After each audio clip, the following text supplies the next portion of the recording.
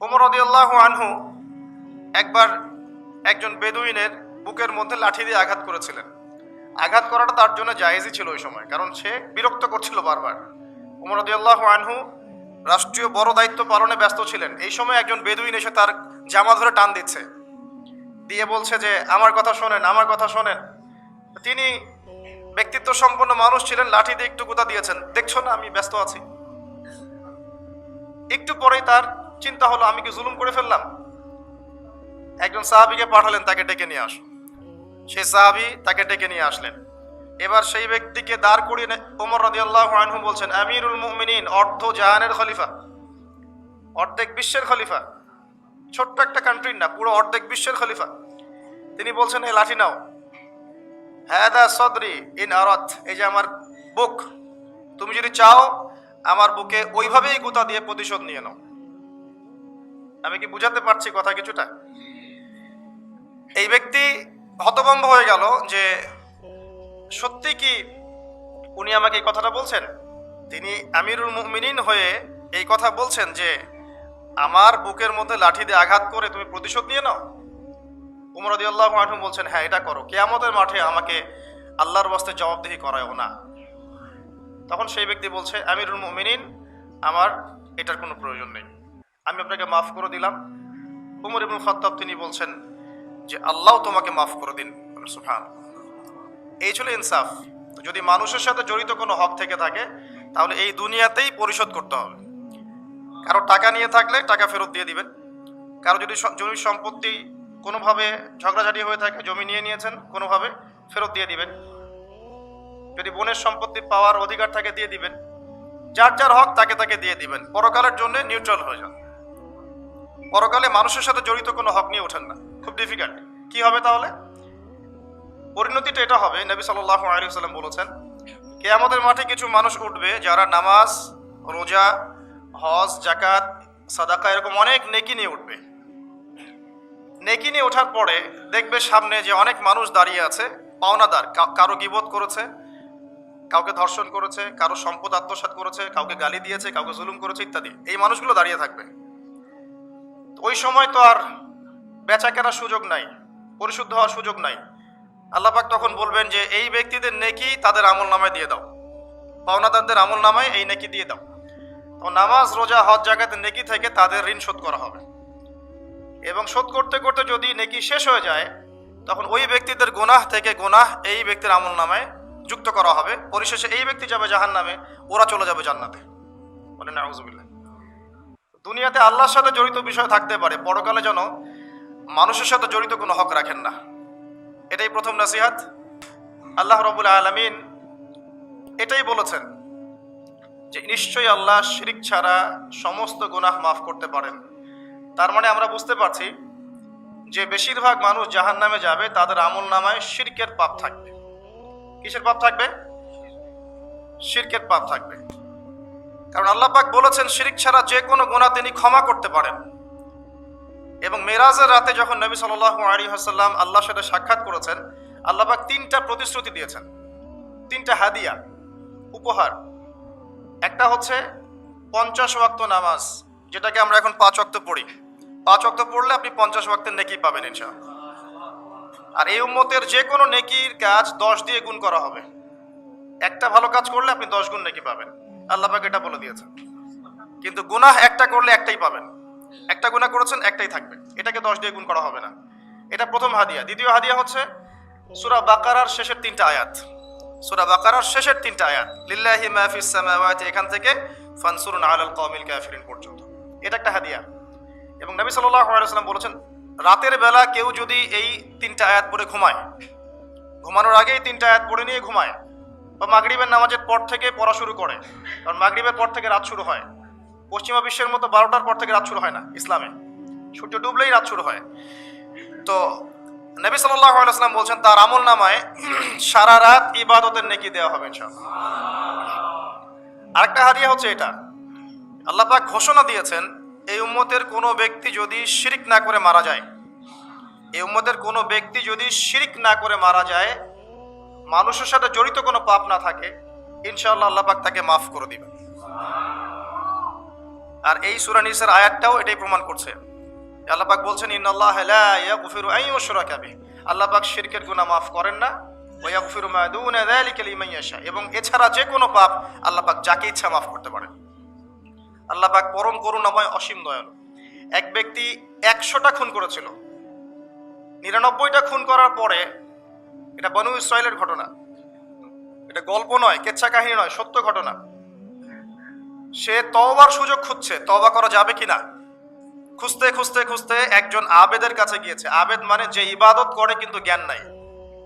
দুই রকম মানুষ থাকে মুসলিমদের মধ্যে, একজন এক শ্রেণী আলেম যারা জানে এবং জানা অনুযায়ী আমল করে, আর এক শ্রেণী হচ্ছে খুব একটা জানে না কিন্তু দেখা দেখে আমল করে, এদেরকে বলা হয় আবেদ। এই ব্যক্তি ছিল আবেদদের একজন। তার কাছে গিয়ে বলছে আমার কি তওবা হবে, আমি 99টা খুন করেছি, সিরিয়াল কিলার। তো সেই ব্যক্তি বলেছে না, তোমার কিসের ক্ষমা, তুমি এতগুলো খুন করেছো, তোমার ক্ষমা হতে পারে। তো রাগে এই ব্যক্তিকেও সে খুন করেছে, করে 100টা পূর্ণ করেছে। এরপরে আরেকজনের সন্ধান পেয়েছে যে একজন আলেম, তার কাছে গিয়ে তওবার সুযোগ খুঁজছে। সে বলল হ্যাঁ তোমার তওবা হবে ইনশাআল্লাহ, তুমি খালেস ভাবে তওবা করো, করে এই এলাকা থেকে চলে যাও, কারণ তওবার পরে একটা নতুন জীবন শুরু করবে। এই পরিবেশে থাকলে তুমি অতীতের হিস্ট্রিগুলো তোমার মনে পড়বে, তুমি চলে যাও দূরে কোথাও, সেখানে গিয়ে থাকা শুরু করো। সে তওবা করে ওইদিকে চলে যাচ্ছিল, রাস্তায় মৃত্যু হয়। এবার দুই শ্রেণীর ফেরেশতা চলে আসছে, জান্নাতের এবং জাহান্নামের। কে তার আত্মা নেবে? আমরা মৃত্যুর সময় টের পেয়ে যাবো যে কে জান্নাতি কে জাহান্নামী, ফেরেশতাদের আকৃতি দেখেই, ঠিক আছে। আর একজন মানুষের মৃত্যু থেকেই তার কিয়ামত শুরু হয়ে যায়। কিয়ামত কবে হবে এর চেয়ে বড় কথা যে মৃত্যুর জন্য আমরা প্রস্তুত কিনা। তো এখন জাহান্নামের ফেরেশতারা রূহ নিতে চাচ্ছে ওই ব্যক্তির, আবার জান্নাতি ফেরেশতারাও চাচ্ছে, দুজনের মাঝখানে একটা ডিবেট চলছে। আল্লাহ রাব্বুল আলামিন তখন কৌশল করে বললেন তোমরা রাস্তাটা মেপে দেখো, সে যতদূর এসেছিল এই রাস্তার পরিমাপ বেশি না যেখানে যাচ্ছিল এর পরিমাপ বেশি। দেখা গেল সে যতদূর গিয়েছিল এর পরিমাপ বেশি। আল্লাহ পাক জমিনকে প্রশস্ত করে দিলেন। এভাবে কৌশল করে আল্লাহ পাক এই ব্যক্তিকে মাফ করে দিলেন। এখানে আপনাকে খুনের অ্যাক্সেস দেওয়া হচ্ছে না, এই হাদিসটা বলে আপনাকে খুন করতে উৎসাহিত করা হচ্ছে না, আপনাকে বোঝানো হচ্ছে আল্লাহ পাকের মার্সি, দয়া কত প্রশস্ত। আর দুজন ব্যক্তি, এটা বলে সামনে যাচ্ছে, আর দুজন ব্যক্তি, এটা আমাদের মুসলিমদের জন্য শিক্ষা আছে। আমরা মুসলিমরা মনে করি যে আমরা সুপিরিয়র হয়ে গেছি, মাশাআল্লাহ জুমার নামাজে আসি, রমজানের রোজা রাখি, মাঝে মাঝে একটু জাকাত দেই, সুযোগ পেলে একটা হজ উমরা করে আসি, তাই না? মাঝে মাঝে মসজিদে এসে নামাজ পড়ি, আমরা মনে হয় জান্নাতের সার্টিফিকেট পেয়ে গেছি, আমরা এমনটা মনে করি আর কি। দুই ব্যক্তি, একজন অনেক আল্লাহওয়ালা মানুষ, আর একজন হচ্ছে যে আল্লাহর দিনের খুব একটা পরোয়া করে না। তো এই বন্ধু সেই বন্ধুকে দাওয়াত দেয়, দিনের পথে আসো, দিনের পথে আসো আসো। এই ব্যক্তি শোনে না। তো একদিন এই ব্যক্তি বলে ফেললো, যে ব্যক্তি একটু পায়াস টাইপের রিলিজিয়াস মুসলিম, সে বলে ফেললো যে আল্লাহ তোকে কখনো মাফ করবে না। কথাটা শোনেন, আল্লাহ তোকে মাফ করবে না, তোকে এত ডাকি দাওয়াত দিই, তুই কথা শুনিস না। মৃত্যুর পরে আল্লাহ পাক এই দুইজনকে জীবিত করলেন, জীবিত করে বললেন কে তোমাকে ইখতিয়ার দিয়েছে যে আমি কাউকে ক্ষমা করবো কি করবো না এই বিষয়ে সিদ্ধান্ত দেওয়ার? আজকে আমি ওকে মাফ করে দিলাম আর তোমাকে জাহান্নামে দিলাম, যাও। যার মনের মধ্যে যাররা পরিমাণ অহংকার থাকবে সে ব্যক্তি জান্নাতে যেতে পারবে না। আর অহংকার এবং রিয়াটা এত সূক্ষ্ম যে অন্ধকার রাতে কালো পাথরের উপরে যদি কালো পিঁপড়া হাঁটে, এটা যেমন সূক্ষ্ম, রিয়া এবং অহংকার এতটাই সূক্ষ্ম। এবং যখন আপনারা ইসলামিক ব্যক্তিত্বদেরকে নিয়ে আইওয়াশ এবং শোডাউনে লিপ্ত হন, তখন অহংকার তাদের মনের মধ্যে চলে আসতে পারে। এই বিষয়গুলো থেকে সম্পূর্ণ দূরে থাকা উচিত। আল্লাহ পাক আপনাদেরকে বোঝার তৌফিক দান করুন। রাসূলুল্লাহ সাল্লাল্লাহু আলাইহি ওয়াসাল্লাম বলেছেন, জুমার দিনে কেউ যদি সকাল সকাল গোসল করে এবং উত্তম কাপড় পরিধান করে,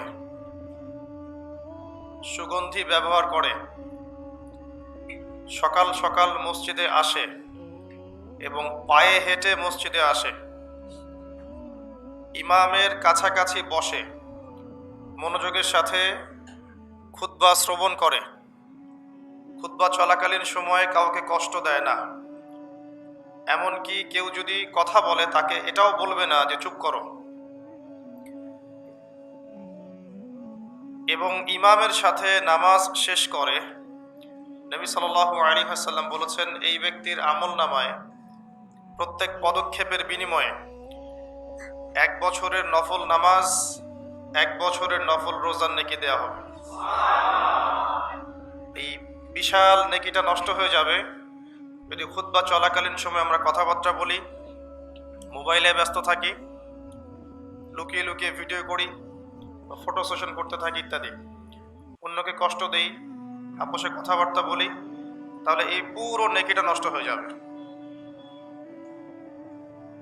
দেখবেন এটা বলে দেওয়ার পরেও কিছু মানুষ কথা বলবে, এই কাজ করবে। আল্লাহ পাক বলেছেন কিছু মানুষ সম্পর্কে, লাহুম কুলুবুন লা ইয়াফকাহুনা বিহা, আমি হৃদয় দিয়েছি উপলব্ধি করে না। ওয়া লাহুম আযানুন লা ইয়াসমাউনা বিহা, শ্রবণ ইন্দ্রিয় দিয়েছি শুনবে না। ওয়া লাহুম আ'য়ুনুন লা ইউবসিরুনা বিহা, চোখ দিয়েছি দেখবে না। আল্লাহ বলেছেন এমন কিছু মানুষের কথা, এবং তাদের বিষয়ে আল্লাহ বলছেন উলাইকা কাল আনআম, এরা হচ্ছে গবাদি পশুর মতো, জাস্ট লাইক ক্যাটলস, গবাদি পশু, জন্তু জানোয়ারের মতো। বাল হুম আদাল, বরং তার চাইতেও নিকৃষ্ট। ওয়া উলাইকা হুমুল গাফিলুন, এরা হচ্ছে গাফেল সম্প্রদায়। আল্লাহ পাক এদেরকে দিয়েই জাহান্নাম পূর্ণ করবেন। ওয়ালাকাদ যারানা লিজাহান্নামা কাসীরাম মিনাল জিন্নি ওয়াল ইনস, প্রচুর জিন আর মানুষকে দিয়ে আমি জাহান্নাম পূর্ণ করব। অপরাধ এটাই, চোখ দিয়েছি দেখে নাই, কান দিয়েছি শোনে নাই, হৃদয় দিয়েছি উপলব্ধি করে নাই, এটাই অপরাধ।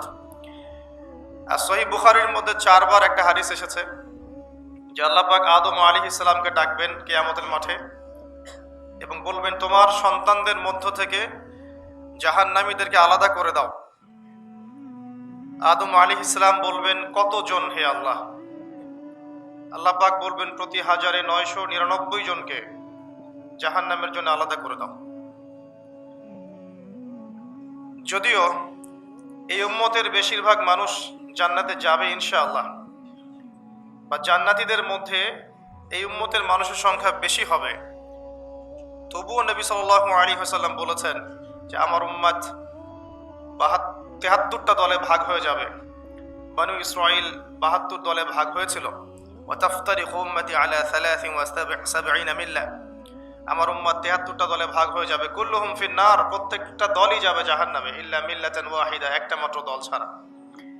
কিলা মান হিয়া ইয়া রাসূলুল্লাহ, বলা হলো তারা কারা হে আল্লাহ রাসূল সাল্লাল্লাহু আলাইহি ওয়াসাল্লাম? নবীজি বললেন, মা আনা আলাইহি ওয়া আসহাবি, আমি যার উপরে আছি, আমার সাহাবীরা যার উপরে আছে। আর দুর্ভাগ্যজনক হচ্ছে ইসলামের নামে যত দলাদলি হয়েছে সবারই এই একটাই দলিল যে মা আনা আলাইহি ওয়া আসহাবি, আমি যার উপরে আছি, আমার সাহাবীরা যার উপরে আছে। সবাই দাবি করে, আমরা তাই করছি।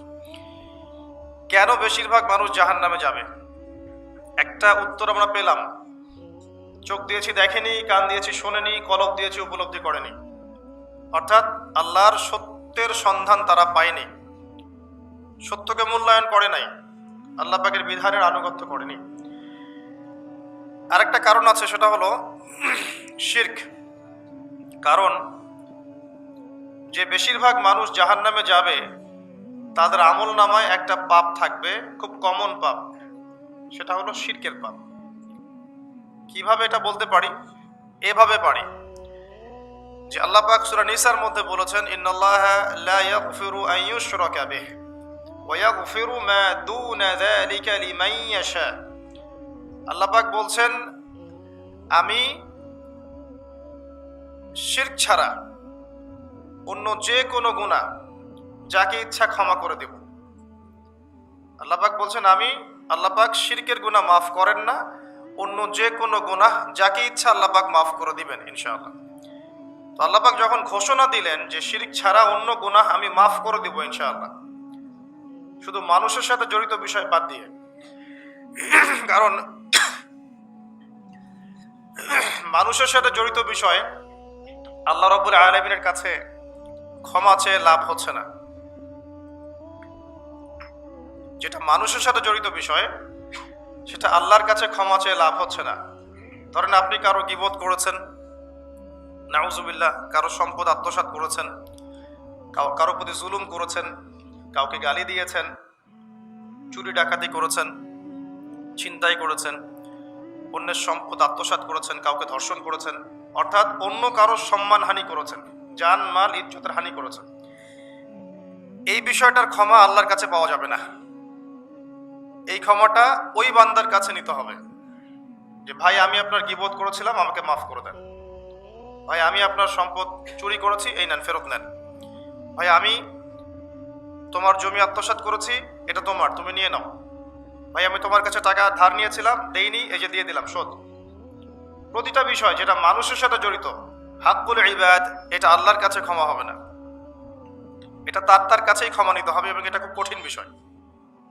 এর জন্য একটা কলবুন সালিম দরকার হয়, মানে সৎ মনের দরকার হয়। আর এই সৎ মন অনেক দাড়ি টুপির ভিতরেও থাকে না। আমি কি বুঝাতে পারছি? এই মনস্তাত্ত্বিক সততা দাড়ি টুপি জুব্বা পাগড়ির ভিতরে নাও থাকতে পারে, এটা ভিতরের ব্যাপার।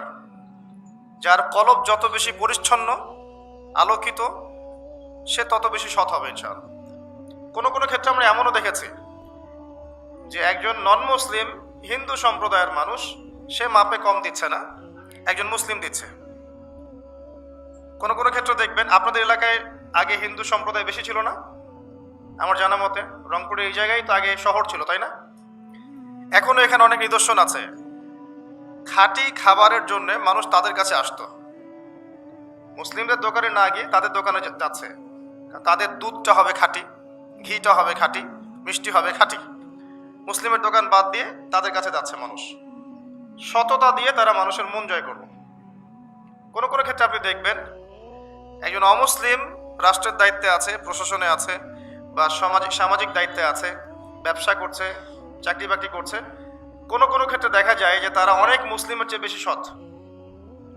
হ্যাঁ, ঘুষ নিচ্ছে না, দুর্নীতি করছে না, ব্যবসায় মাপে কম দিচ্ছে না, সিন্ডিকেট করছে না, চোরা কারবারি করছে না।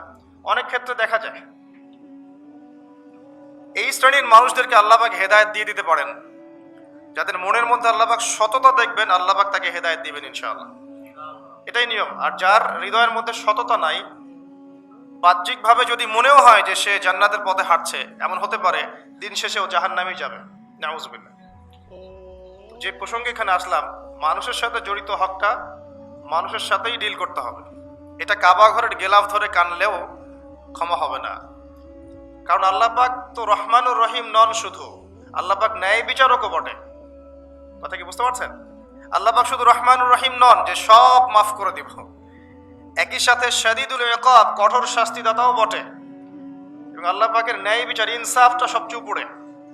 আল্লাহ পাক ইনসাফ করবেন, ইনসাফ করবেন। রহমানুর রহিম কোন অর্থে? আল্লাহ পাক চান যে তার বান্দারা জান্নাতে যাক, এবং তার জন্য আল্লাহ পাক নবী রাসূল পাঠিয়েছেন, আসমানি কিতাব পাঠান, মানুষকে খাওয়ান, পড়ান, হেদায়েত দেন, ভালো মন্দ বোঝান, বিবেক দেন, সবকিছু দেন। রহমানুর রহিম ছাড়া কোনো সত্তা এমন করতে পারে? এরপরেও যখন মানুষ জাহান্নামের পথে হাঁটবে, তখন আল্লাহ পাক কে আমরা দোষ দিতে পারবো? পারবো না। কিয়ামতের দিনের দরকার ছিল। আগে আমরা ভাবতাম যে কিয়ামতের দিনের কি দরকার ছিল, ছোটবেলায় ভাবতাম আর কি, যে এত সমস্যা, মানুষ হয়ে জন্ম নিয়েই তো বিপদে পড়ে গেলাম, কিয়ামতের দিনে তো অবস্থা খারাপ, কি জন্য আল্লাহ এত কঠিন শাস্তি দিবেন, জাহান্নাম সৃষ্টি করেছেন ইত্যাদি। সত্যিকার অর্থে কিয়ামতের দিন না থাকলে কোনো জালেমের বিচার হতো না, যাদের বিচার দুনিয়া হয়নি। কথা কি বুঝতে পারছেন? যে জালেমদের বিচার দুনিয়াতে হয় নাই, তারা পার পেয়ে যেত। কিয়ামতের মাঠ আছে বলেই তারা পার পাবে না। আর যে মাজলুমরা দুনিয়াতে কেঁদেছে, দুনিয়াতে কষ্ট সহ্য করেছে, সাফার করেছে, তাদের জন্য সুসংবাদ কিয়ামতের মাঠ, তারা সেখানে প্রতিদান পাবে ইনশাআল্লাহ। এজন্যই কিয়ামতের মাঠের দরকার ছিল, না হলে সব জালেম কি হতো? পার পেয়ে যেত, যারা দুনিয়াতে বিচার পায়নি। তো এর জন্য সৎ মনের দরকার। যদি মানুষের সাথে জড়িত বিষয় থাকে, তাকে ফেরত দিতে হবে। যদি আপনি জনগণের সম্পদ আত্মসাৎ করে থাকেন, সবার সামনে দাঁড়িয়ে বলতে হবে যে তোমাদের এই সম্পদ ছিল, আমি আত্মসাৎ করেছি, আমার সম্পদ থেকে এগুলো নিয়ে নাও। তারপরে জান্নাতের প্রশ্ন আসবে, তার আগে নয়। এত সহজ নয়। তাহলে কিয়ামতের মাঠে উঠে দেখবেন যে কিছু কিছু মানুষের ঘাড়ের মধ্যে দেখবেন রিলিফের মাল আছে। হ্যাঁ, কিয়ামতের মাঠে উঠে দেখবেন কিছু মানুষের ঘাড়ে রিলিফের মাল আছে, টিন আছে, গম আছে, চাল আছে, ত্রাণ আছে। নবী সাল্লাল্লাহু আলাইহি ওয়াসাল্লাম বলেছেন, যে যেটা আত্মসাৎ করবে সেটা নিয়ে কিয়ামতের মাঠে উঠবে।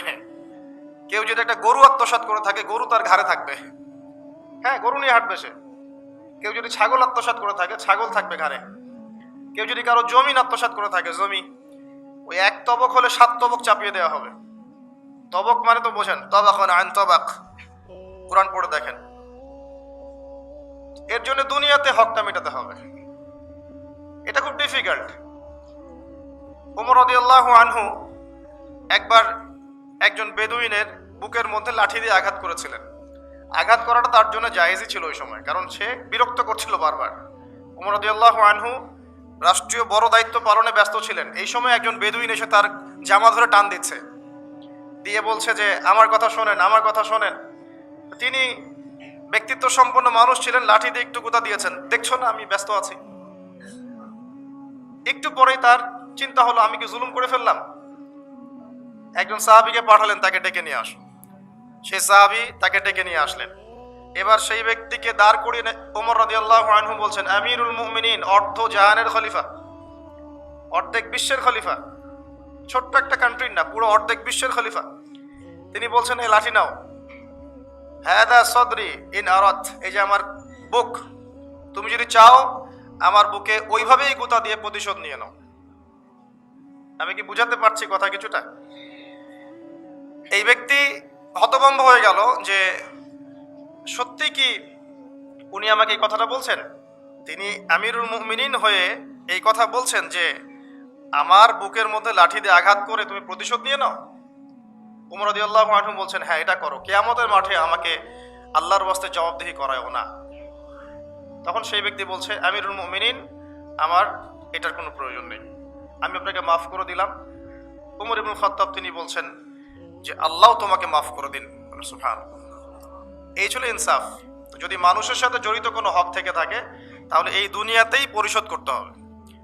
কারো টাকা নিয়ে থাকলে টাকা ফেরত দিয়ে দিবেন। কারো যদি জমি সম্পত্তি কোনোভাবে ঝগড়াঝাটি হয়ে থাকে, জমি নিয়ে নিয়েছেন, কোনোভাবে ফেরত দিয়ে দিবেন। যদি বোনের সম্পত্তি পাওয়ার অধিকার থাকে দিয়ে দিবেন। যার যার হক তাকে তাকে দিয়ে দিবেন। পরকালের জন্য নিউট্রাল হয়ে যান। পরকালে মানুষের সাথে জড়িত কোনো হক নিয়ে ওঠেন না, খুব ডিফিকাল্ট। কি হবে তাহলে? পরিণতিটা এটা হবে, নবী সাল্লাল্লাহু আলাইহি ওয়াসাল্লাম বলেছেন, কিয়ামতের মাঠে কিছু মানুষ উঠবে যারা নামাজ, রোজা, হজ, যাকাত, সাদাকা এরকম অনেক নেকি নিয়ে উঠবে। নেকি নিয়ে ওঠার পরে দেখবে সামনে যে অনেক মানুষ দাঁড়িয়ে আছে, পাওনাদার, কারো গীবত করেছে, কাউকে ধর্ষণ করেছে, কারো সম্পদ আত্মসাৎ করেছে, কাউকে গালি দিয়েছে, কাউকে জুলুম করেছে ইত্যাদি। এই মানুষগুলো দাঁড়িয়ে থাকবে। ওই সময় তো আর বেচা কেনার সুযোগ নাই, পরিশুদ্ধ হওয়ার সুযোগ নাই। আল্লাহ পাক তখন বলবেন যে এই ব্যক্তিদের নেকি তাদের আমল নামায় দিয়ে দাও, পাওনাদারদের আমল নামায় এই নেকি দিয়ে দাও। তো নামাজ, রোজা, হজ, যাকাতের নেকি থেকে তাদের ঋণ শোধ করা হবে। এবং শোধ করতে করতে যদি নেকি শেষ হয়ে যায় তখন ওই ব্যক্তিদের গুনাহ থেকে গুনাহ এই ব্যক্তির আমল নামায় যুক্ত করা হবে। পরিশেষে এই ব্যক্তি যাবে জাহান্নামে, ওরা চলে যাবে জান্নাতে। বলে নাউজুবিল্লাহ। দুনিয়াতে আল্লাহর সাথে জড়িত বিষয় থাকতে পারে, পরকালে যেন মানুষের সাথে জড়িত কোনো হক রাখেন না। এটাই প্রথম নসিহত। আল্লাহ রাব্বুল আলামিন এটাই বলেছেন যে নিশ্চয়ই আল্লাহ শিরক ছাড়া সমস্ত গুনাহ মাফ করতে পারেন। তার মানে আমরা বুঝতে পারছি যে বেশিরভাগ মানুষ জাহান্নামে যাবে, তাদের আমল নামায় শিরকের পাপ থাকবে। কিসের পাপ থাকবে? শিরকের পাপ থাকবে। কারণ আল্লাহ পাক বলেছেন শিরক ছাড়া যে কোনো গুনাহ তিনি ক্ষমা করতে পারেন। এবং মেরাজের রাতে যখন নবী সাল্লাল্লাহু আলাইহি ওয়াসাল্লাম আল্লাহর সাথে সাক্ষাৎ করেছেন, আল্লাহ পাক 3টা প্রতিশ্রুতি দিয়েছেন, 3টা হাদিয়া, উপহার। একটা হচ্ছে 50 ওয়াক্ত নামাজ, যেটাকে আমরা এখন 5 ওয়াক্ত পড়ি। 5 ওয়াক্ত পড়লে আপনি 50 ওয়াক্তের নেকি পাবেন ইনশাআল্লাহ। আর এই উম্মতের যে কোনো নেকির কাজ 10 দিয়ে গুণ করা হবে। একটা ভালো কাজ করলে আপনি 10 গুণ নেকি পাবেন, আল্লাহ পাক এটা বলে দিয়েছেন। কিন্তু গুনাহ একটা করলে একটাই পাবেন, একটা গুনাহ করেছেন একটাই থাকবে, এটাকে 10 দিয়ে গুণ করা হবে না। এটা প্রথম হাদিয়া। দ্বিতীয় হাদিয়া হচ্ছে সূরা বাকারার শেষের 3টা আয়াত। সূরা বাকারার শেষের 3টা আয়াত, লিল্লাহি মা ফিস সামাওয়াতি, এখান থেকে ফানসুরুন আলাল কওমিল কাফিরিন পর্যন্ত, এটা একটা হাদিয়া। এবং নবী সাল্লাল্লাহু আলাইহি ওয়াসাল্লাম বলেছেন রাতের বেলা কেউ যদি এই 3টা আয়াত পড়ে ঘুমায় ঘুমানোর আগেই 3টা আয়াত পড়ে নিয়ে ঘুমায়, বা মাগরিবের নামাজের পর থেকে পড়া শুরু করে, কারণ মাগরিবের পর থেকে রাত শুরু হয়। পশ্চিমা বিশ্বের মতো 12টার পর থেকে রাত শুরু হয় না, ইসলামে সূর্য ডুবলেই রাত শুরু হয়। তো নবী সাল্লাল্লাহু আলাইহি ওয়াসাল্লাম বলছেন তার আমল নামায় সারা রাত ইবাদতের নেকি দেওয়া হবে ইনশাআল্লাহ। আরেকটা হাদিয়া হচ্ছে এটা, আল্লাহ পাক ঘোষণা দিয়েছেন এই উম্মতের কোনো ব্যক্তি যদি শিরক না করে মারা যায়, এই উম্মতের কোনো ব্যক্তি যদি শিরক না করে মারা যায়, মানুষের সাথে জড়িত কোনো পাপ না থাকে, ইনশাআল্লাহ আল্লাহ পাক তাকে মাফ করে দিবেন। আর এই সূরা নিসার আয়াতটাও এটাই প্রমাণ করছে। আল্লাহ পাক বলছেন ইন্নাল্লাহা লা ইয়াগফিরু আন ইউশরাকা বিহি, আল্লাহ পাক শিরকের গুনাহ মাফ করেন না, ওয়া ইয়াগফিরু মা দুনা যালিকা লিমান ইয়াশা, এবং এছাড়া যে কোনো পাপ আল্লাহ পাক যাকে ইচ্ছা মাফ করতে পারেন। আল্লাহ পাক পরম করুণাময়, অসীম দয়ালু। এক ব্যক্তি 100টা খুন করেছিল, 99টা খুন করার পরে, এটা বনু ইসরাইলের ঘটনা, এটা গল্প নয়, কেচ্ছা কাহিনী নয়, সত্য ঘটনা। সে তওবার সুযোগ খুঁজছে, তওবা করা যাবে কিনা। খুঁজতে খুঁজতে খুঁজতে একজন আবেদের কাছে গিয়েছে। আবেদ মানে যে ইবাদত করে কিন্তু জ্ঞান নাই। দুই রকম মানুষ থাকে মুসলিমদের মধ্যে, একজন এক শ্রেণী আলেম যারা জানে এবং জানা অনুযায়ী আমল করে, আর এক শ্রেণী হচ্ছে খুব একটা জানে না কিন্তু দেখা দেখে আমল করে, এদেরকে বলা হয় আবেদ। এই ব্যক্তি ছিল আবেদদের একজন। তার কাছে গিয়ে বলছে আমার কি তওবা হবে, আমি 99টা খুন করেছি, সিরিয়াল কিলার। তো সেই ব্যক্তি বলেছে না, তোমার কিসের ক্ষমা, তুমি এতগুলো খুন করেছো, তোমার ক্ষমা হতে পারে। তো রাগে এই ব্যক্তিকেও সে খুন করেছে, করে 100টা পূর্ণ করেছে। এরপরে আরেকজনের সন্ধান পেয়েছে যে একজন আলেম, তার কাছে গিয়ে তওবার সুযোগ খুঁজছে। সে বলল হ্যাঁ তোমার তওবা হবে ইনশাআল্লাহ, তুমি খালেসভাবে তওবা করো, করে এই এলাকা থেকে চলে যাও, কারণ তওবার পরে একটা নতুন জীবন শুরু করবে। এই পরিবেশে থাকলে তুমি অতীতের হিস্ট্রিগুলো তোমার মনে পড়বে, তুমি চলে যাও দূরে কোথাও, সেখানে গিয়ে থাকা শুরু করো। সে তওবা করে ওইদিকে চলে যাচ্ছিল, রাস্তায় মৃত্যু হয়। এবার দুই শ্রেণীর ফেরেশতা চলে আসছে, জান্নাতের এবং জাহান্নামের। কে তার আত্মা নেবে? আমরা মৃত্যুর সময় টের পেয়ে যাবো যে কে জান্নাতি কে জাহান্নামী, ফেরেশতাদের আকৃতি দেখেই, ঠিক আছে। আর একজন মানুষের মৃত্যু থেকেই তার কিয়ামত শুরু হয়ে যায়। কিয়ামত কবে হবে এর চেয়ে বড় কথা যে মৃত্যুর জন্য আমরা প্রস্তুত কিনা। তো এখন জাহান্নামের ফেরেশতারা রূহ নিতে চাচ্ছে ওই ব্যক্তির, আবার জান্নাতি ফেরেশতারাও চাচ্ছে, দুজনের মাঝখানে একটা ডিবেট চলছে। আল্লাহ রাব্বুল আলামিন তখন কৌশল করে বললেন তোমরা রাস্তাটা মেপে দেখো, সে যতদূর এসেছিল এই রাস্তার পরিমাপ বেশি না যেখানে যাচ্ছিল এর পরিমাপ বেশি। দেখা গেল সে যতদূর গিয়েছিল এর পরিমাপ বেশি, আল্লাহ পাক জমিনকে প্রশস্ত করে দিলেন। এভাবে কৌশল করে আল্লাহ পাক এই ব্যক্তিকে মাফ করে দিলেন। এখানে আপনাকে খুনের অ্যাক্সেস দেওয়া হচ্ছে না, এই হাদিসটা বলে আপনাকে খুন করতে উৎসাহিত করা হচ্ছে না, আপনাকে বোঝানো হচ্ছে আল্লাহ পাকের মার্সি, দয়া কত প্রশস্ত। আর দুজন ব্যক্তি, এটা বলে সামনে যাচ্ছে, আর দুজন ব্যক্তি, এটা আমাদের মুসলিমদের জন্য শিক্ষা আছে। কারণ আমরা মুসলিমরা মনে করি যে আমরা সুপিরিয়র হয়ে গেছি, মাশাআল্লাহ জুমার নামাজে আসি, রমজানের রোজা রাখি, মাঝে মাঝে একটু জাকাত দেই, সুযোগ পেলে একটা হজ উমরা করে আসি, তাই না? মাঝে মাঝে মসজিদে এসে নামাজ পড়ি, আমরা মনে হয় জান্নাতের সার্টিফিকেট পেয়ে গেছে, আমরা এমনটা মনে করি আর কি। দুই ব্যক্তি, একজন অনেক আল্লাহওয়ালা মানুষ, আর একজন হচ্ছে যে আল্লাহর দ্বীনের খুব একটা পরোয়া করে না। তো এই বন্ধু সেই বন্ধুকে দাওয়াত দেয়, দিনের পথে আসো, দিনের পথে আসো আসো। এই ব্যক্তি শোনে না। তো একদিন এই ব্যক্তি বলে ফেললো, যে ব্যক্তি একটু পায়াস টাইপের রিলিজিয়াস মুসলিম, সে বলে ফেললো যে আল্লাহ তোকে কখনো মাফ করবে না। কথাটা শোনেন, আল্লাহ তোকে মাফ করবে না, তোকে এত ডাকি দাওয়াত দিই, তুই কথা শুনিস না। মৃত্যুর পরে আল্লাহ পাক এই দুইজনকে জীবিত করলেন, জীবিত করে বললেন কে তোমাকে ইখতিয়ার দিয়েছে যে আমি কাউকে ক্ষমা করবো কি করবো না এই বিষয়ে সিদ্ধান্ত দেওয়ার? আজকে আমি ওকে মাফ করে দিলাম আর তোমাকে জাহান্নামে দিলাম, যাও। যার মনের মধ্যে যাররা পরিমাণ অহংকার থাকবে সে ব্যক্তি জান্নাতে যেতে পারবে না। আর অহংকার এবং রিয়াটা এত সূক্ষ্ম যে অন্ধকার রাতে কালো পাথরের উপরে যদি কালো পিঁপড়া হাঁটে, এটা যেমন সূক্ষ্ম, রিয়া এবং অহংকার এতটাই সূক্ষ্ম।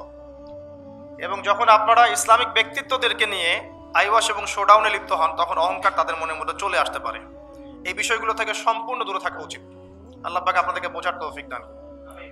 শিরকের পাপ থেকে বেঁচে থাকুন, মানুষের সাথে জড়িত পাপ থেকে বেঁচে থাকুন। আল্লাহ পাক পরম করুণাময়, অসীম দয়ালু, আল্লাহ পাক সমস্ত গুনাহ মাফ করতে পারেন, এর মানে এই নয় যে গুনার এক্সেস দেওয়া হচ্ছে, লাইসেন্স দেওয়া হচ্ছে, এমনটা নয়। আল্লাহ পাকের দয়া বোঝানো হচ্ছে। আল্লাহ আপনাকে ভালোবাসেন এবং আল্লাহই আপনাকে প্রকৃত অর্থে ভালোবাসেন, বাকিরা আপনাকে স্বার্থের জন্য ভালোবাসে। মনে রাখবেন, প্রকৃত অর্থে শুধু আল্লাহই তার বান্দাদেরকে ভালোবাসেন, বাকিরা মানুষের অবস্থানকে ভালোবাসে, মানুষের ব্যক্তি সত্তাকে নয়, আপনার আত্মাকে নয়, আপনার অবস্থানকে। এটা আপনি হারে হারে উপলব্ধি করবেন যত দিন যাবে।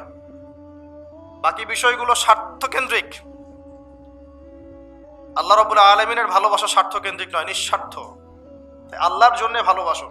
মাকে ভালোবাসেন আল্লাহর জন্য, বাবাকে ভালোবাসেন আল্লাহর জন্য, আপনি সন্তান সন্ততিকে ভালোবাসেন আল্লাহর জন্য, স্ত্রীকে ভালোবাসেন আল্লাহর জন্য। তাদের জন্য করেন আল্লাহকে সন্তুষ্ট করার জন্য, তাদের কাছে কিছু পাওয়ার আশায় না। যখন আপনি কারো কাছে কিছু পাওয়ার আশা করবেন তখন তার কাছ থেকে কষ্ট পাবেন। যখন কারো কাছে কিছু পাওয়ার জন্য আপনি আশা করবেন তখন তার কাছে কষ্ট পাবেন। এর বাইরে একটা ভালোবাসা থেকে, ডিভাইন, আল্লাহর পক্ষ থেকে আসে। সেই দুই ব্যক্তি যারা আরশের ছায়ায় ছায়া পাবে, ওই 7 শ্রেণীর মধ্যে এক শ্রেণী হচ্ছে ওই দুই ব্যক্তি যারা একে অপরকে শুধু আল্লাহর জন্য ভালোবাসত। এই ভালোবাসা, মুআমালাত, আপনার ওঠা বসা, চলাফেরা, ইবাদত, প্রতিটা কাজ হোক শুধু আল্লাহর সন্তুষ্টির জন্য। এটাই হচ্ছে তাওহীদের চূড়ান্ত লেভেল। তখন গিয়ে আপনি আল্লাহর মারেফত বুঝতে পারবেন, আল্লাহকে আপনি আপন করে পাবেন। যখন ডাকবেন দেখবেন আল্লাহ আপনার কাছে আছে। এমন সময় দেখবেন মনে মনে কিছু চিন্তা করেছেন যে আমার এটা দরকার, দেখবেন বাসায় গিয়ে ওটা হাজির আপনার সামনে। নবী সাল্লাল্লাহু আলাইহি ওয়াসাল্লাম এটাই বলেছেন, জুতার ফিতার প্রয়োজন হলেও আল্লাহর কাছে চেয়ে নাও। তোমার যদি জুতার ফিতার প্রয়োজন হয় আল্লাহর কাছে চেয়ে নাও, কারো কাছে চেয়েও না। আব্দুর রহমান বিন আউফ রাদিয়াল্লাহু আনহু মদিনায় গিয়েছেন হিজরত করে। অন্য একজন সাহাবী বলছেন, আমার 2টা বাড়ি আছে, একটা নিয়ে নেন, 2টা জমি আছে, একটা নিয়ে নেন। আব্দুর রহমান বিন আউফ তিনি বলছেন, আরিনি আইনা সুক, আমাকে দেখিয়ে দাও যে বাজার কোথায়।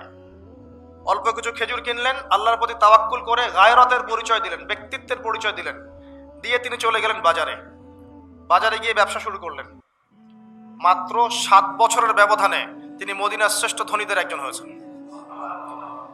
আল্লাহর হয়ে যান, শুধু আল্লাহকে আপন করে নেন, দেখবেন সবকিছু আপনার অনুকূলে ইনশাআল্লাহ। ইন্না সলাতি ওয়া নুসুকি ওয়া মাহইয়ায়া ওয়া মামাতি লিল্লাহি রাব্বিল আলামিন, এই কনসেপ্টে আসেন। ইব্রাহিম আলাইহিস সালাম বলেছেন, আমার সালাত, আমার যত কুরবানি, আমার জীবন, আমার হায়াত, মৃত্যু সবকিছু আল্লাহর জন্য। তখন দেখবেন দুনিয়াতে যদি আল্লাহর পথে চলতে আপনি বাধা পান, বিপত্তি পান, কষ্ট পান, দুঃখ কষ্ট আসে, বালা মুসিবত আসে, আপনার মুখে হাসি থাকবে।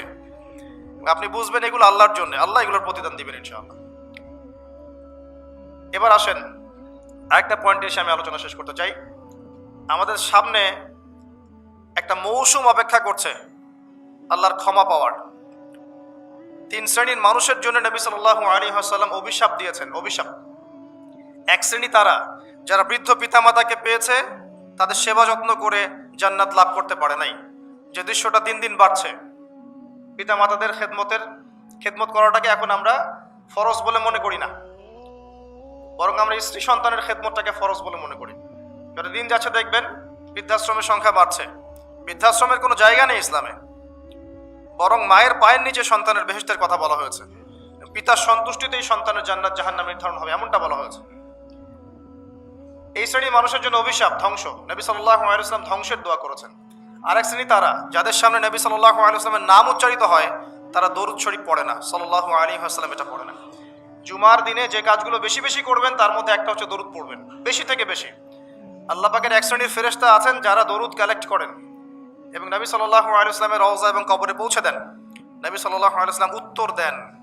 এটা কিভাবে দেন এটা ব্যাখ্যা আমরা করতে পারবো না, কারণ সবকিছু যুক্তি, দর্শন, বিজ্ঞান দিয়ে প্রমাণ করা যাবে না। পশ্চিমারা যা শিখাচ্ছে যে যুক্তি, বিজ্ঞান, দর্শন, পরীক্ষা নিরীক্ষা, পর্যবেক্ষণের মাধ্যমে যা আলাপ করা যায় তাই জ্ঞান, এর সাথে ইসলাম সম্পূর্ণভাবে একমত না। ইসলামের অনেক কিছু আছে যেগুলোর ব্যাখ্যা আপনি যুক্তি, বিজ্ঞান, দর্শন দিয়ে পাবেন না। বিজ্ঞানকে জিজ্ঞাসা করেন, excuse me mister science, can you give me the definition of রুহ, can you give us the definition of রুহ বা সোল। সায়েন্স, আপনি কি আমাকে আত্মার সংজ্ঞা দিতে পারবেন? সায়েন্সের দৌড় শেষ, পারবে না। জিজ্ঞাসা করেন ঘুমের ডেফিনেশন দিতে, একটা মেডিকেল ব্যাখ্যা দিতে পারবে, স্বপ্ন এবং ঘুমের ব্যাখ্যা দিতে পারবে না। জিজ্ঞাসা করেন যে কবর আযাবের ডেফিনেশন দিতে, পারবে না। জিনদের সংজ্ঞা দেন, জিনকে প্রমাণ করেন পরীক্ষা নিরীক্ষা পর্যবেক্ষণে, পারবেন না। আল্লাহ পাক বলেছেন ওয়ামা খালাকতুল জিন্না ওয়াল ইনসা ইল্লা লিয়াবুদুন। কনফ্লিক্ট আছে এখানে। মালায়েকা ইমানের দ্বিতীয় পিলার, আল্লাহ বিশ্বাস, তারপরেই মালায়েকায় বিশ্বাস। মালায়েকাকে তারা প্রমাণ করতে পারবে না। আপনি সায়েন্স এটা ল্যাবে বসে প্রমাণ করতে পারবেন না যে এই জায়গাটা ফেরেশতারা ঘিরে রেখেছেন। ফেরেশতারা দরুদ কালেক্ট করেন, পৌঁছে দেন। এটা বারজাখ, টোটালি ডিফারেন্ট একটা জগৎ। এটার ব্যাখ্যা আমরা করতে পারবো না। তাই যেগুলোর ব্যাখ্যা করা যায় না সেগুলোর অস্তিত্ব নাই, কথা ঠিক নয়। বরং এটা সায়েন্সের বা যুক্তির বা দর্শনের দুর্বলতা, ইসলামের দুর্বলতা নয় এটা। নবী সাল্লাল্লাহু আলাইহি ওয়াসাল্লাম মেরাজে গিয়েছেন, কিভাবে গিয়েছেন, এত আসমান কিভাবে গেলেন, এর সবকিছু সায়েন্স দিয়ে আপনি ব্যাখ্যা করতে পারবেন না। এই জায়গায় একটা শিরক হচ্ছে। মুসলিমদের কনসেপ্ট হয়ে গেছে এমন যে কিছু প্রমাণ করা গেলেই সায়েন্স দিয়ে তাহলে বিশ্বাস করবো, না হলে করবো না। এই কনসেপ্ট ঠিক না। আপনি আপনার আত্মাটাই প্রমাণ করতে পারবেন না। এটা কঠিন না, তরল না, বায়বীয় না, কি কোথায় থাকে, মৃত্যুর সময় কোথায় যায়, একটা ডেড বডি আর আমার মধ্যে কি পার্থক্য, আত্মার পার্থক্য না, এর রুহটা কোথায় গেল, কি হলো, এটা ব্যাখ্যা করতে পারবেন না। সবকিছুকে এভাবে প্রোটেস্ট্যান্ট ভার্সনে চিন্তা করবেন না।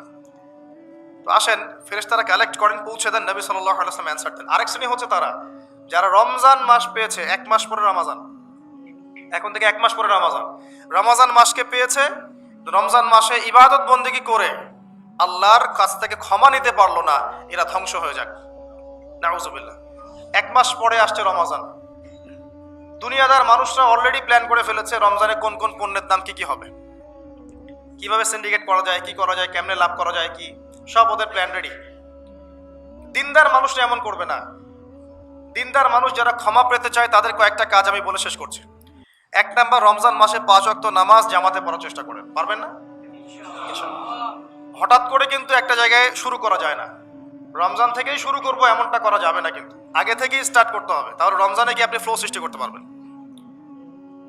ফ্যান ছেড়েছেন, ফ্যানটা কি ধাপ করে এত জোরে হয়েছে? আস্তে আস্তে আস্তে আস্তে বেড়েছে। একটা স্পিড আসতে সময় লাগে।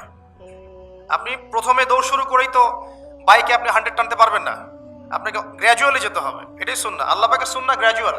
দিন থেকে রাত কিন্তু ধাপ করে হয় না, আস্তে আস্তে হয়। রাত থেকে দিন আস্তে আস্তে হয়। আপনি এখান থেকে শুরু করেন, শাবান মাস থেকে।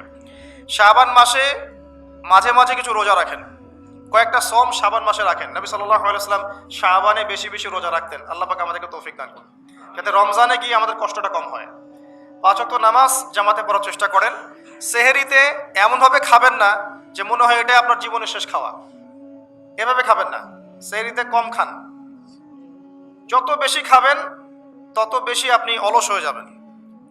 মুসলিমদের উচিত নয় খুব বেশি ভরপেট খাওয়া, এবং এই সুন্নাতটা এখন কিতাবের মধ্যে আছে, আমাদের বডি এবং আমলের মধ্যে সুন্নাতটা খুব একটা নাই। যত বড় আশেকে রসুল দেখবেন তত বড় ভুঁড়ি, এটাই বাস্তবতা। আমরা ভোগবিলাসী হয়ে গেছি আর কি। এটা আখিরুজ জামানের সাইন। নবী সাল্লাল্লাহু আলাইহি ওয়াসাল্লাম বলেছে শেষ জামানে এক শ্রেণী মানুষ আসবে যাদের উঁচু ভুঁড়ি থাকবে, ঠেস দিয়ে বসে থাকবে এবং আরাম প্রিয় হবে। হাদিসের পাতায় পাতায় এগুলো আছে, কি বলা নাই হাদিসে। ঈসা ইবনে মারইয়াম যখন আসবেন সিরিয়ার দামেস্কের সাদা মসজিদের মিনারের উপরে, তখন তার মাথা দিয়ে টপ টপ করে পানির ফোঁটা পড়বে, এটাও হাদিসে বলা আছে। মাসিহুদ দাজ্জালকে তিনি কোথায় মারবেন, কোথায় হত্যা করবেন, সেটাও হাদিসে আসছে, প্যালেস্টাইনের বাবেলুদ নামক জায়গায়। কি নাই ইসলাম? সবকিছু আছে। মানতে পারি না সেটা ডিফারেন্ট বিষয়, কিন্তু স্বীকার করতে হবে যে আছে, ইনশাল্লাহ জান্নাত যাওয়া যাবে। মানতে পারি না, আমল করতে পারি না, প্রতিবন্ধকতা আছে, সেটা আল্লাহ পাক এক্সকিউজ নিবেন হয়তোবা, আগে স্বীকার করতে হবে, আকীদা ঠিক করতে হবে যে হ্যাঁ এখানে সলিউশন আছে। আল্লাহ পাক এতটুকু করার তৌফিক অন্তত আমাদেরকে দান করুন। ইফতারেও কম খাবেন। ইফতারে সারাদিন রোজা রেখে বেশি খাবেন না। খেতে হলেই পেটের 1 ভাগ খান, 1 ভাগ ফাঁকা রাখেন, আপনি ইবাদত করে স্বাচ্ছন্দ্য বোধ করবেন। ইফতারে বেশি খেলে তারাবি নামাজ পড়তে পারবেন না, এবং তারাবি জামাতে পড়ার চেষ্টা করবেন। তারাবি সালাতে সুন্দর করে লম্বা করে পড়ার চেষ্টা করবেন, সময় লাগুক 1 ঘন্টা 2 ঘন্টা। সবচেয়ে উন্নত মানের হাফেজকে রাখবেন, যার তেলাওয়াত শুনলে নামাজে মনোযোগ বাড়ে, সুমধুর তেলাওয়াত করবে, পুরো কোরআন খতম করবে। আমরা মনোযোগের সাথে তারাবি পড়বো ইনশাআল্লাহ। তারাবি সালাতের মাঝখানে দোয়া করবেন, সেজদায় বেশি বেশি দোয়া করবেন, রমজান মাসে দোয়া কবুল হয়। রোজা রাখা অবস্থায় বেশি বেশি দোয়া করবেন, নিজের জন্য, পরিবারের জন্য, আত্মীয় স্বজনের জন্য, দেশের জন্য, উম্মার জন্য, সবার জন্য দোয়া করবেন। দোয়ার মধ্যে সাম্প্রদায়িক হবেন না, স্বার্থপর হবেন না, সবার জন্য দোয়া করতে শেখেন। আল্লাহ পাক আপনার দোয়া বেশি বেশি কবুল করবেন ইনশাআল্লাহ। রমজান মাসে যাকাতগুলো দিয়ে দিবেন। যাকাত হচ্ছে ইসলামিক ইকোনমিক্সের বেস, যাকাতটাই বেস। শুধুমাত্র একটা কাজ যদি করতে পারতাম আমরা, এটা যাদের ক্ষমতা আছে তারা যদি কখনো মূল্যায়ন করে হয়তোবা উপকার হবে। এই দায়িত্ব আমাদের না, আমাদের দায়িত্ব শুধু প্রচার করা। শুধু যদি জাকাতটা কালেক্ট করা যেত একটা সিস্টেমেটিক ওয়েতে, বাংলাদেশে এমনও মানুষ আছে যার একজনের জাকাতের টাকা দিয়ে 100টা পরিবার চলবে, এবং এটা প্রতি বছর আসবে, এক বছর না, প্রতি বছর নিসাব পরিমাণ সম্পদ হলেই জাকাত আসবে। দেখবেন একটা হিউজ ক্যাপিটাল আমাদের তৈরি হতো। এটা দিয়ে আপনি বড় বড় মেগা প্রজেক্ট করতে পারতেন। দুর্ভাগ্যজনক, এটাতে আমরাই জাকাত দিতে চাই না। অনেক মুসলিম আছে নামাজ পড়ে জাকাত দেয় না, অনেক মুসলিম আছে নামাজ পড়ে সুদ খায়, নামাজ পড়েই ঘুষ খাচ্ছে, নামাজ পড়েই দুর্নীতি করছে। নামাজি ব্যক্তি, কপালের সেজদার দাগ আছে।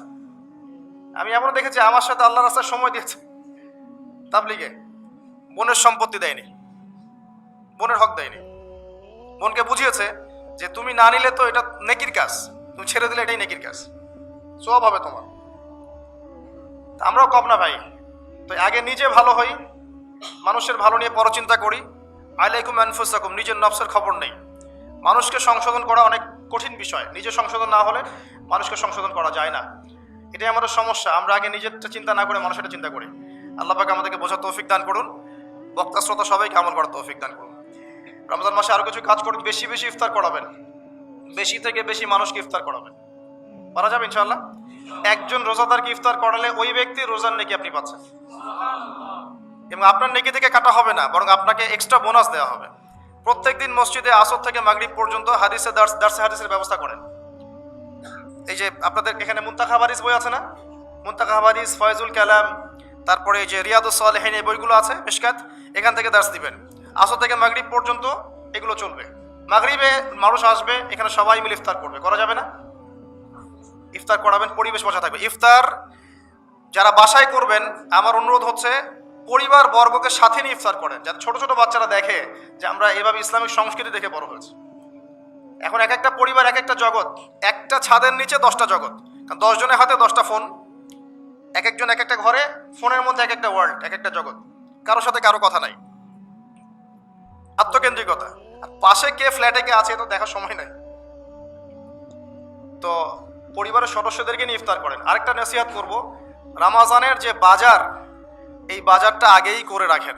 রমজান মাসে বেশি বেশি বাজারে যাবেন না, সময় নষ্ট করবেন না, বেশি বেশি কোরআন তেলাওয়াত করবেন। রমজান মাসে কোরআন তেলাওয়াত এজন্য করবেন, কোরআন এই মাসেই নাজিল হয়েছে, অন্তত একটা বার খতম দেওয়ার চেষ্টা করুন, পারা যাবে? আলিফ লাম মিম থেকে একদম মিনাল জিন্নাতি ওয়ান নাস পর্যন্ত প্রত্যেকদিন এক পারা করে পড়েন, 30 দিন 30 পারা হয়ে যাবে, পারা যাবে না? যারা হাফেজে কোরআন আছেন এই মাসে কোরআনটাকে হিফজ করবেন, আরো ভালো করে চর্চা করবেন। যারা আরো বড় স্কলার আছেন কোরআনকে গবেষণা করবেন, কোরআনের দার্স দিবেন, মানুষকে কোরআনের কথা বলবেন। এটা একমাত্র কিতাব যার মধ্যে প্রতিটা বিষয়ের সলিউশন আছে, এবং এটা মানুষের ভিতর ঢুকে গেলে আপনাকে তখন তরবারির জোরে ইসলাম আর কায়েম করতে হবে না। ইসলাম এভাবে কায়েম হয়েও নাই, মানুষের মন পরিবর্তনের মধ্য দিয়ে ইসলাম কায়েম হয়েছে। তো কোরআন মানুষের ভিতরে ঢুকিয়ে দেন, অটোমেটিক দেখবেন সে আল্লাহর পথে চলে আসবে ইনশাআল্লাহ। এটাই মূল কাজ, জ্ঞানতাত্ত্বিক কাজটাই মূল, মানুষকে জ্ঞানী করাটাই মূল কাজ। আমরা বেসিক কাজ করতে চাই না, বড় বড় স্বপ্ন দেখি। বেসিক কাজ দেখবেন, 5 ওয়াক্ত নামাজ পড়তে চাই না, যাকাত দিতে চাই না, কোরআন তেলাওয়াত করতে জানি না, বাসায় পর্দা নাই, হালাল রিজিক নাই, কিন্তু বড় বড় কথা বলি।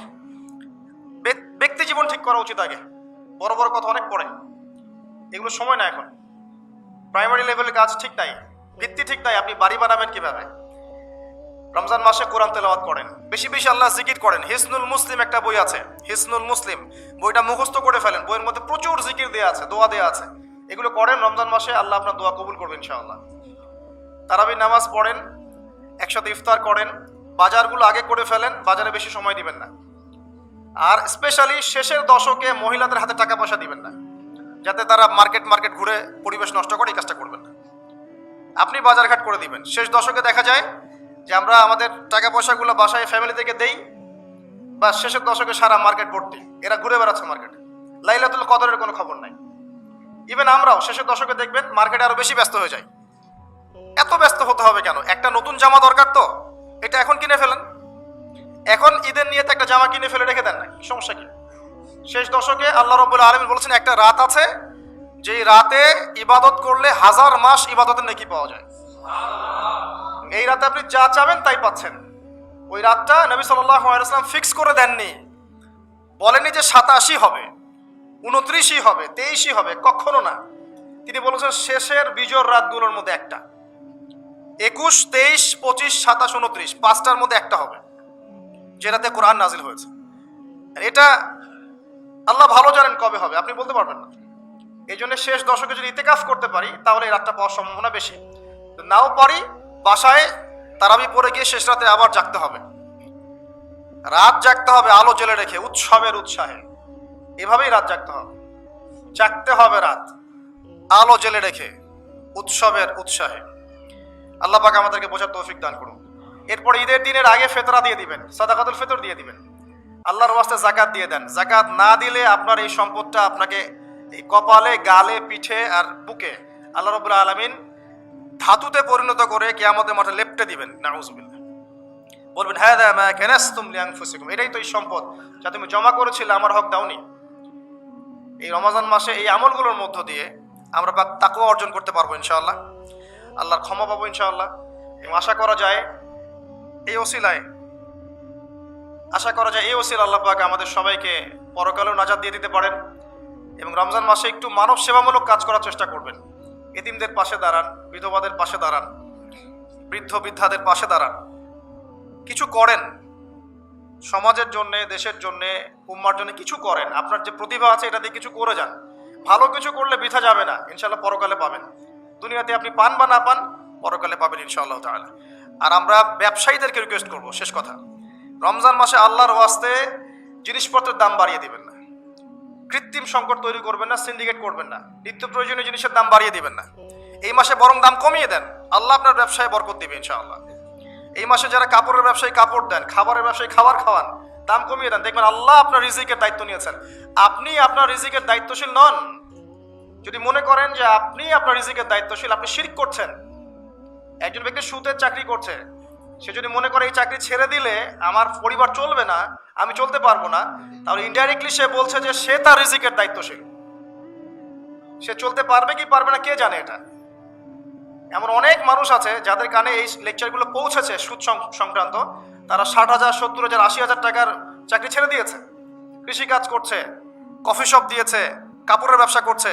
এখন আমাদেরকে মেসেজ পাঠায়, আমাকে বলে ভাই পরিবারে বরকতের শেষ নেই আলহামদুলিল্লাহ।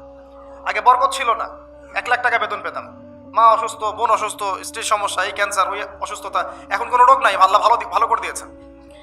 তো আল্লাহ পাক বারাকা দিবেন। হালালে থাকেন আল্লাহর ওয়াস্তে, হারামে যায় না।